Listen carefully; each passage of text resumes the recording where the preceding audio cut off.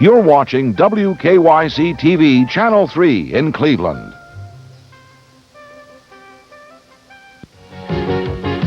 The following is a presentation of Channel 3 Sports.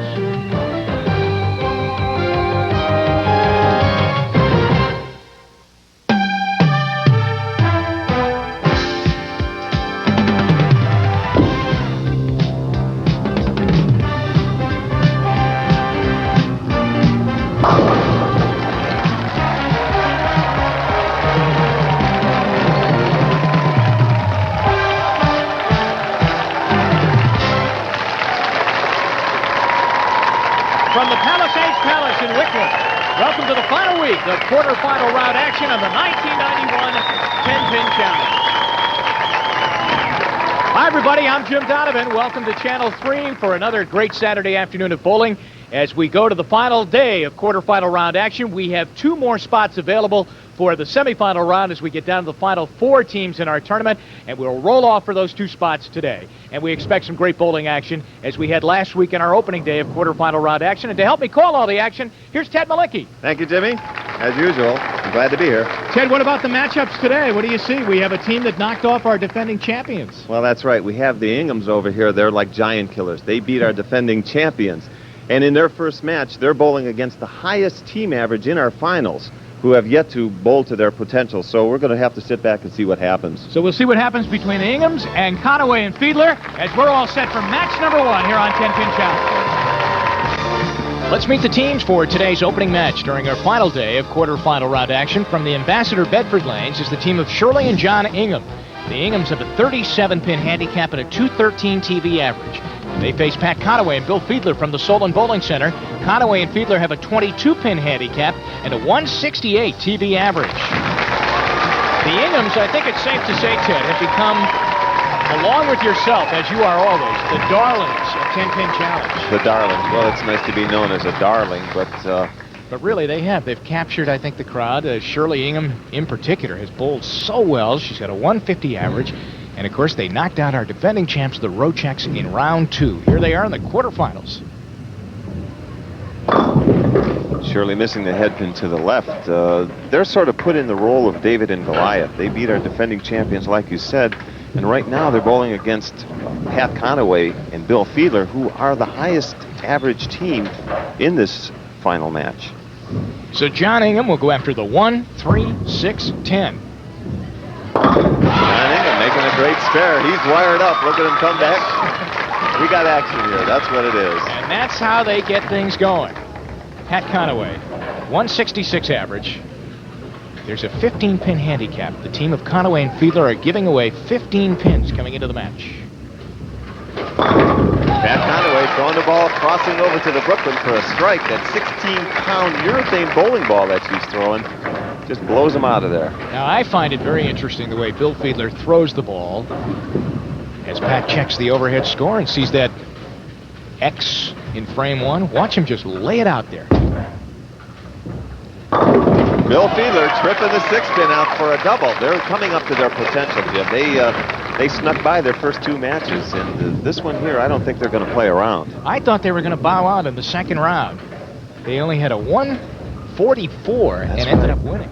Now, right. Shirley Ingham, right on the headpin. Shirley Ingham going dead on the headpin, but breaking up the split, leaving the popular 610. 610 has been, we have voted here in the broadcast position, Ted, Bob, Stewie, and myself, that has been the most left spare lead for everybody. Now, John Ingham knocked off the 1-3-6-10. His first time up to the line. Here he is on lane 94. John Ingham making the spare like it had eyes. We'll be back with the conclusion of our opening match of the day on 10-Pin Challenge right after this. 10-Pin Challenge is sponsored in part by Thistledown, racing Wednesday through Sunday, first race 1:30 p.m., and by Speedy Muffler King. Visit your local Speedy for all your undercar repair needs. Chasing you, my lady luck. Won't you smile on me today? Lady luck. Yeah. Won't you lift me up? The finish line's a shout away. Lady luck. Hey, hey. Chasing lady luck. The fastest game in town is here at Thistledown.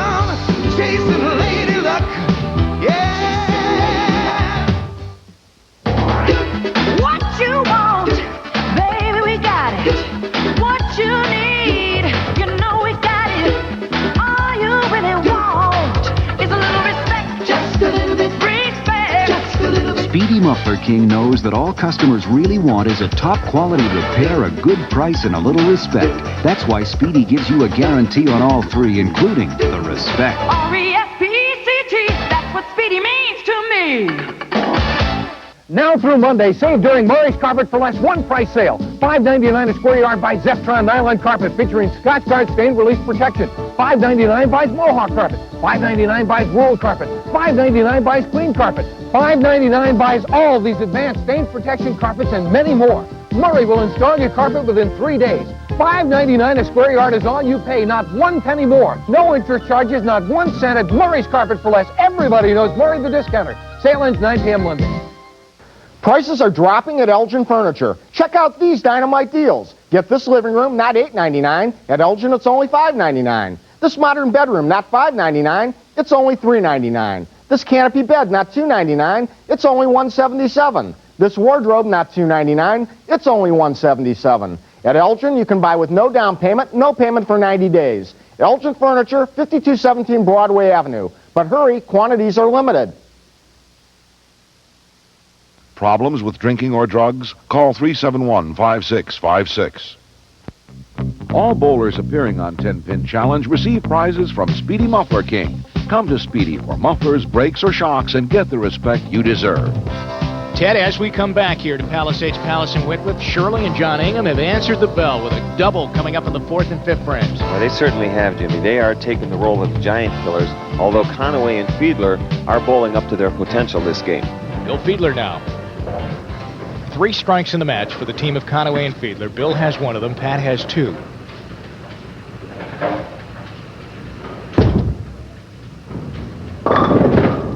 Bill Fiedler coming up high in a head pin, leaving the 2-pin in the 7. All right, what about the 2-7? Well, for a left-hander, this would be a tough spare as he is, but for a right-hander, it's a little bit easier because you can get more deflection on the ball. Now, the ball has to take out both pins. She did it. Conaway doing an excellent job of it. I mean, she really put that textbook style, just what you had said, Ted. What a match we have here. The Inghams led by 4, 94-90. Conaway and Fiedler are at 130 now through 5, but the Inghams working on 2 strikes in a row. Shirley Ingham, hitting the ball light in the pocket, and the problem with that shot is, Jim, the 12-pound ball that she's throwing has a lot of deflection. She didn't get the pin action, leaving the 4-5-7 split for John to make. Let's see if he can pull this off. He had a tough shot first ball of the match when he knocked down the 1-3-6-10.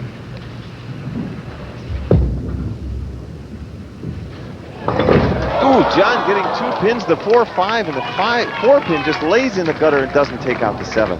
That was exactly how he had to make it. That's their first open frame of the match. They're at 149 through 6, 7th frame. John was really a shot maker here today. Now Shirley will try and get them back on track. This team's just bowled great the whole tournament. And another strike, a Brooklyn strike for Shirley Ingham. Just keep coming right back. The crowd is into it now. Conaway and Fiedler now back up to the line. The Inghams have finished 7 frames. And boy, they are chomping at the bit, aren't they? Ready to go to finish up strong. 7th frame now, Bill Fiedler. His team down by 10 pins. Bill Fiedler letting it wide. That was a big break by that 2-pin falling, or that 3-pin falling out there, Jim. Made the spare a little bit easier for Pat Conaway. It's a 1-pin match. The Inghams leading by 1. 1-pin match in the 7th frame. Now she has to pick up the spare. She does. She makes the spare. She covers it like a blanket. Ted, she's made 2 tough ones in a row now. Of course, they all get tough when you're in a tight match, and now the frame number is 8 and 9 and 10. They're very tough, and you get down towards the end, that ball seems to get real heavy. It's 16 pounds, but it probably feels like 40. 8th frame, Bill Fiedler. Bill's from Solon. Bill Fiedler lofting the ball way out on the alley. He didn't like that shot. The problem, when you loft it that far out, the ball won't hook quite as much, and it never did get up to the head pin. So now Pat Conaway's in the 8th frame. We'll try and pick up another very tricky spare. Gives it some room. Strike ball. Boy, what a great shot. He rolls up and makes the spare. Just a super match here in the quarterfinal round here on 10-Pin Challenge to open us up on this Saturday afternoon here on Channel 3. You're watching John Ingham of Maple Heights. He and his wife Shirley working on a strike. 8th frame. Chance to take the lead, and he misses the head pin right. The ball just never hooked up. John is he's elected to go with a hard plastic ball. That ball's going to go a little straighter with him, so he has a little more control. And that one, he just got it a little right and never did grab the lanes and hook up. Shirley right here, shooting for the spare. Boy, And she got it. What a great cover. What a great match. Spare in the 8th frame for the Inghams. 9th frame, or as we call it, and Ted will tell you, the foundation frame that builds yourself and sends you into the 10th in the final frame. We're in the 9th. It is a 4-pin lead for the Inghams. We'll want to watch and see if John makes an adjustment off of that last strike ball he just threw. He made a great adjustment, Jimmy. Solid in the 1-3 pocket for a strike. Pressure swings back to Fiedler and Conaway. The Inghams could roll a 249 here today. Right now, we'll sit and watch as Bill Fiedler steps up. His last 2 opportunities throwing the strike ball, he has had problem getting the ball to the pocket. And that time, he hit it right through the nose and leaves the 2-4. The 2-4, he got a little high on the head pin. That was probably an over-adjustment from his last shot when he missed the head pin to the left. They are now down by 6 pins. They had it down to 1. It grew to 4, and now their deficit is 6. And Pat Conaway. Pat Conaway playing the role of the spare maker, and she's doing just that, making some great shots. What do they need here, Ted? They have the possibility of a 233 game. Well, what they need is a double to force Shirley and John Ingham to double. So what in a sense, what happens here is Shirley and John Ingham has to do what Conway and Fiedler do. Hill crunches them with Solid. a big strike. Ball in the 1-2 pocket. He's left-handed. Now here's a big chance for Pat Conaway to take the lead back with this strike. Pat has stepped up. 10th frame. Very tight match. No. Pat Conaway high in the head pin, leaving the 3-10. Bill Fiedler will have to make this. I don't think count is too big of a problem on this situation, Jim. It certainly doesn't hurt them, but they will force Shirley and John Ingham to at least spare. He got the 10. He did not get the 3. And Conaway and Fiedler settled for a 222. Now the question is, will that be good enough? Shirley and John Ingham have the match right in their hands if they can just have a solid 10th frame. And that's where we are here in quarterfinal round match number 1. Oh, what a bad break, Jimmy. She went a little bit high on the head pin, not getting the good mixing action, and leaving the 6-7-10 split. Now they have to make this to win this match. The Inghams, and you saw members of their family, a lot of their daughters here in the crowd today watching Mom and Dad try and make it to the semifinals. Off in the background, you can see Bill Fiedler and Pat Conaway now watching the biggest shot of the match, John Ingham.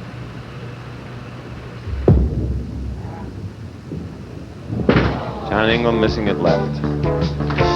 What a great match and what a bad break that happened in the 10th frame.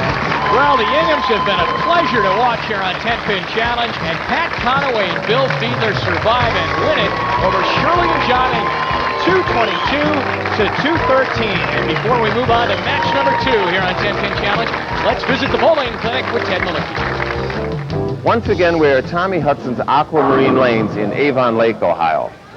Last week we discussed how weather conditions can affect your slide. Well, weather conditions can also affect the size of your hand. On a cold day, your hand will be small, and when you put your hand into the ball, it'll feel real loose. Well, what you have to do is use tape. You stick tape in the thumb hole to tighten it up. It'll give you a much more secure feeling on the ball. Now, as you bowl and your hand warms up, it'll start to swell. Well, when that happens, the thumb hole will feel too tight. Then what you do is simply take tape out of the ball. It's like having an adjustable thumb hole. Remember, use the tape to your advantage. It'll give you a much more secure feel on the ball. Tune in next week when we'll give you a tip on reading the lane. Here's the matchup for this year's quarterfinal round match. Representing the Maple Leaf Lanes in Norwalk is the team of Lucy and Ken Starkey. The Starkeys have a 42-pin handicap and a TV average of 193. And they meet Carla and Tony Fritz from the Great Oaks Lanes in Wadsworth. The Fritzes have a 28-pin handicap and a 222 TV average. And the Fritzes, last time out, rolled a 217 and had to come from way back, giving a huge handicap difference to win the match. Yeah, they made a great comeback here. They have a tough act to follow now after that first match. That's right. This is Lucy Starkey from Norwalk, and our final semifinal spot is open in our tournament, and we'll be down to 4 after this match. Lucy starts us off. Whoa! What a way to start this. That's sort of like a can opener. It just opened them right up for a strike. 7-10 just kind of went belly up and over. Let's get this thing over with quick. Now Carla Fritz, a 153 average. Moving over to lane 94. We're at the Palisades Palace in Wickliffe, home of 96 lanes. That's a long way, and they're all in a row.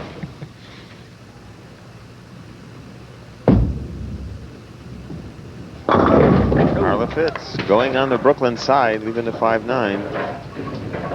So Tony Fritz comes up now. Tony is quite a bowler, average of 184, bowls a couple of times a week. The Fritzes are from Medina. His lifetime high game is 288. That's a lot of strikes in a 288 game. This time going after the 5-9 and squeezes it in there. He made that shot like he knew what he was doing. He looked pretty confident on that, Jim. I think we got another one going here. So the Starkeys throw a strike, the Fritzes throw a spare. Second frame, Carla Fritz. They are giving 14 pins in handicap difference in the match. Ooh, stay out of the channel. Carla Fritz, she's playing a little havoc with that gutter there. I think she got a little bit of little careless there. She wanted to make sure she got that ball to the right side of the head pin, and she just overextended. How does he make this one, Ted? Well, he'll throw a strike ball. Actually, the same ball he just threw on that spare for the last frame. He'll try and duplicate that to make this one. All right, Tony Fritz, second frame. Steps into it. That's exactly how it works. Tell you what, Jim, he's just thrown 2 balls, and they were both strike balls. So if he ever gets the chance to come up and throw the first ball, I think we could look for a good shot. Well, we haven't had an opportunity to see Ken Starkey throw yet, but here he is. Second frame, he threw a strike in the first. Oh, I thought they were all going to go. Ken Starkey hit him real light on the head pin, leaving a 5. And as we've always said, if you're going to leave one, that's the one you want to leave. It's right in the middle. You know, you look at a 5 pin like that, Jim, you have about 18 inches to make that spare. Yes, she does. You have the width of the pin, which is 4 inches, and you also have the width of a bowling ball on each side of the pin, which is like 8 inches. That would be 20 inches, actually, to make that pin. Spare in the second, third frame. Right in the pocket. Boy, what a great shot there. A real aggressive shot there for a solid strike. Yeah, he missed the pocket that first time, but boy, he came up right after that and nailed it right there. So they're off to a good start. The Starkeys talking it over with 2 strikes and a spare. Pressure on the Fritzes, but this has been a normal predicament for them through the 10-pin challenge tournament. Carla Fritz. Got him! Carla Fritz, high in the head pin, tripping out that 6-10. Yeah, they're sort of slow starters, but they get it together during late in the game and come on strong. They trailed by 17 pins. They were giving 22 coming into the match. Have I got that? No, 24 coming into the match. Okay, no, Jimmy. Let me get that wrong. I've got it wrong twice. 14 getting into the match. Here's what we said. The first chance for Tony Fritz to throw a strike ball. Got to keep calculus out of bowling. And he does just that. Throws a great ball. We expected it. Pumping that arm in the air. He knew as soon as he let it go. Doubles in the third and fourth for the Fritzes. Fourth frame now. Lucy Starkey. We've had great quarterfinal round action last week, this week. Nope. As soon as she let it go, she'll get the back wall. Lucy Starkey not getting the follow-through there, Jim. She just did what we call cutting it short. Has no direction on the ball when she did that. She got the bucket in 10. That's right, bucket with a kicker. Yeah. So let's see if Ken can pull this off. Ken Starkey. What a nice shot. That was very fortunate for them, Jim. They were working on a strike, so they didn't lose any pin count, and they still made their spare. We'll be right back with the conclusion of this great match on 10-Pin Challenge after this.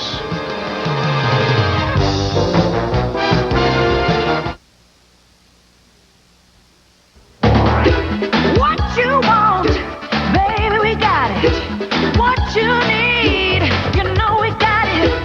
All you really want is a little respect, just a little bit respect, just a little bit. Speedy Muffler King knows that all customers really want is a top quality repair, a good price, and a little respect. That's why Speedy gives you a guarantee on all three, including the respect. R-E-S-P-E-C-T, that's what Speedy means to me. Chasing you, my lady luck. Won't you smile on me today? Yeah. Won't you lift me up? The finish line's a shout away. Yeah, hey. The fastest game in town is here at Thistledown. Chasing lady luck. Yeah. Fredder challenges the May Company. May Company's sale price on this Toshiba 30-inch TV was $899.99. Not bad, but more than $100 higher than Fredder's everyday price. May Company's sale price on this Packard Bell computer with color monitor and printer was also much higher, over $200 more than Fredder. Sorry, May Company, but it's always better to shop at Fredder. The time, Saturday 9 to 7, Sunday 11 to 6. The place, Spitzer Ford in Cuyahoga Falls. The event, a 2-day drive-away sale with super sale prices offered nowhere else. Like 89 air-conditioned Tempo GL sedans, only $59.95. Brand new 91 Aerostar wagons, fully equipped, only $12,995. Brand new 91 custom vans loaded with power equipment, only $15,995. This weekend only, and only at Spitzer Ford on State Road in Cuyahoga Falls. This finishes it off here in the quarterfinal round. Who's going to win this one? The Fritzes and the Starkeys, neither one of them are folding or showing any signs of pressure. I think it's going to come down to the wire. The difference in the match is down to 7 pins. The Starkeys lead by 7. Ken having to make an adjustment. Boy, he has that lane down right. He comes back shaking his head, knowing he made a bad shot on the right lane. Strike in the 7th frame for the Starkeys. 7th frame now for Carla and Tony Fritz. The Starkeys wondering how they could figure out lane 94. 93 has been no problem for them. Right now, Carla Fritz is on 94. Carla Fritz, now she got the big break there, breaking up that split. That was a major league break, leaving a 6-pin only. She's going to have to make an adjustment. She's either on the Brooklyn or on the nose. So she'll have to make some kind of move. The Fritzes have gone in front of the match for the first time. They lead by 4 pins. Tony Fritz making the spare. Well, he's been a dead eye today. He hasn't missed. No, he's not even on one side of the pin. He's right down the middle of it. He's solid. That's confidence in his game. That's what that is. Carla Fritz right now, 8th frame.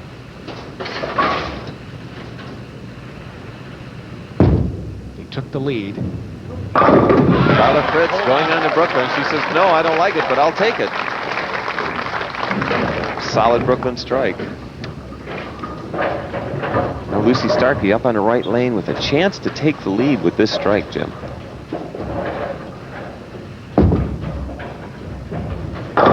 Oh, and she trips out the 4-pin for a double. What a great match we have coming into the 9th frame, the foundation frame. Now, this is the good lane for Ken Starkey. He struck twice on this lane earlier. He's had his problems on 94, but that's not a problem right now, as he's on 93. Yes. And again, he's solid in the pocket for a strike. He likes that lane. That puts an awful lot of heat on the Fritzes here now.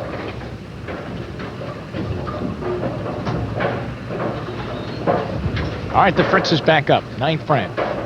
Tony Fritz working on a strike. He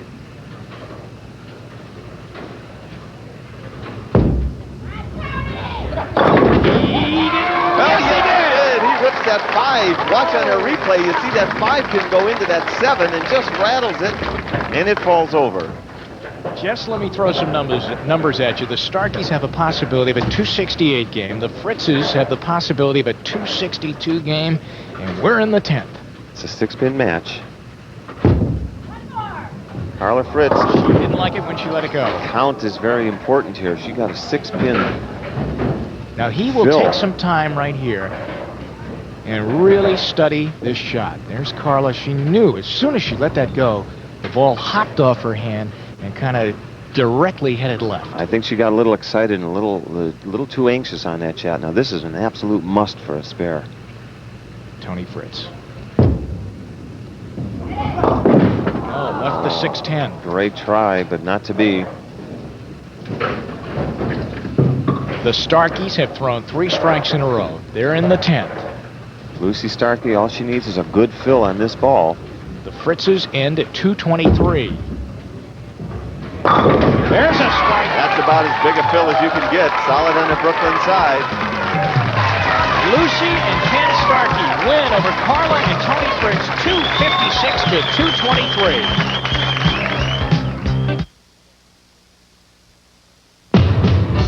Chasing you, my lady luck.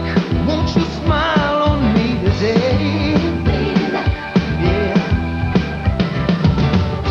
Won't you lift me up? The finish line's a shout away. Yeah. Fastest game in town. Hear that whistle down. Chasing lady luck. Yeah. What you want, baby, we got it. What you need, you know we got it. All you really want is a little respect, just a little bit respect, just a little bit. Speedy Muffler King knows that all customers really want is a top quality repair, a good price, and a little respect. That's why Speedy gives you a guarantee on all 3, including the respect. R-E-S-P-E-C-T, that's what Speedy means to me. They say you have to be a rocket scientist to understand audio equipment these days. Well, I am a rocket scientist, and I don't understand it either. But I do know that B&B Appliance helped me put together a system that sounds just great. And one of my friends was actually impressed that I'd know enough to put together a system this good. I said, hey, any rocket scientist could do it. B&B Appliance, where you get the best price and more audio for your money. It only happens once a year, and the time is now. Everything goes at impossible prices at Ohio Furniture. Best quality furniture and bedding at unheard of prices. Deep bona fide markdowns of up to 70% on Flex Steel, Cochrane, Benchcraft, Lee, Vaughn, and more. Plus, no payments, no interest for 6 months. Everything goes at all 5 Ohio Furniture locations. Hurry, Ohio Furniture's impossible prices won't last long. All bowlers appearing on 10-Pin Challenge receive prizes from Speedy Muffler King. Come to Speedy for mufflers, brakes, or shocks and get the respect you deserve. Just great bowling here today. And incidentally, Lucy and Ken Starkey roll a 256. That is the highest total in a quarterfinal round match that we've ever had on the show. Jimmy, let me tell you something. I've seen an awful lot of matches and bowled in a lot of tournaments, but I haven't seen this kind of excitement in a long, long time. And congratulations to Pat Conaway and Bill Fiedler as they get by the Inghams, and these 2 teams now will meet in the semifinals coming up in a couple of weeks. Ken and I will see you